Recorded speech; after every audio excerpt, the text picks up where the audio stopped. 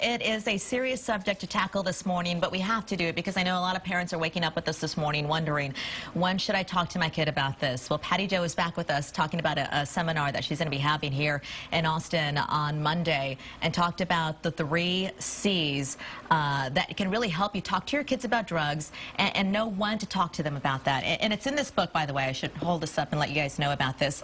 It's called Under the Influence by Patty Jo Sawvel. And she's talking about the 3 C's that she really researched. And what are the 3 C's, once again? Once again, it's building your child's relationship with control, coping skills, and connectedness. Okay. And you want your child to see all those things as positive and have all the tools possible. And they're things you can start addressing from the time your child's about age 2. Those 3 small words can really go a long way. I was telling you just during the break how, as a parent, I'm fascinated how we mold our kids, starting at a very young age.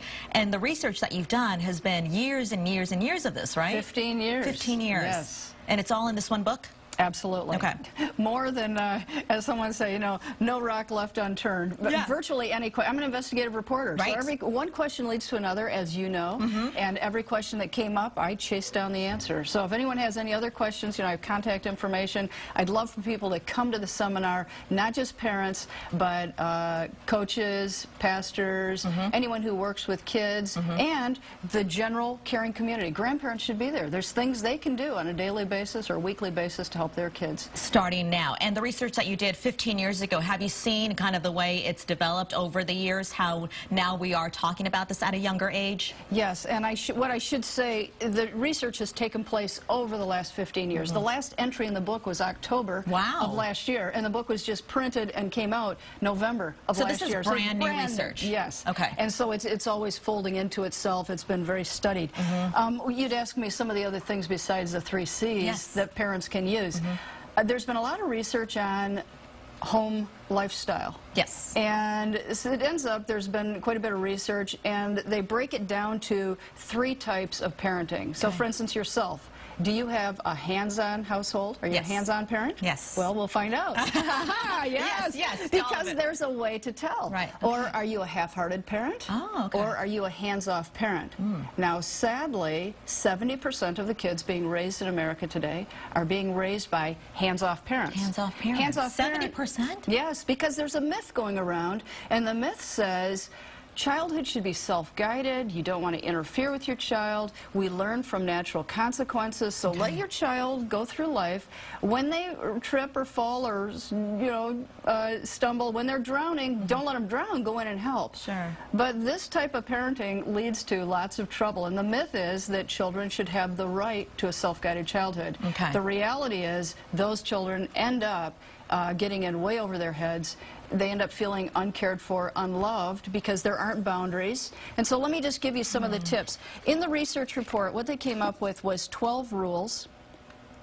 And if you have 10 of these 12 rules in your household, then you are a hands-on parent. Okay, let's go through some of them. And we will go through some of them. For one, do you assign your child regular chores? Now, even a 2-year-old, which you have a 2-and-a-half-year-old, can have the chore of picking up their room before they go to bed with mommy and daddy helping, but nonetheless, it's a daily routine, daily chore. Okay.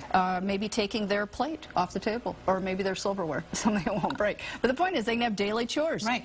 That is a hands-on parent, and that contributes to your child having lower risk for drug abuse. It's crazy, but it really has been scientifically studied. It's those little small steps that we can take. Yeah, you're knitting in connectedness to your family. You're important. We're watching you. You're helping us. We're helping you. And it adds to that connectedness. Wow. Another thing, monitor what your teens watch on TV, and not only that, turn off the TV during dinner. Oh, that's a huge one in my house. So, okay, you can go through this book and you can look at the tips that Patty Jo's telling you, read more about the 3 C's, or you can go to the seminar you're having. Or both. Or both, or all of the above. On Monday, we'll let you know where it's at. It's at Book Woman on North Lamar Boulevard, 6:30.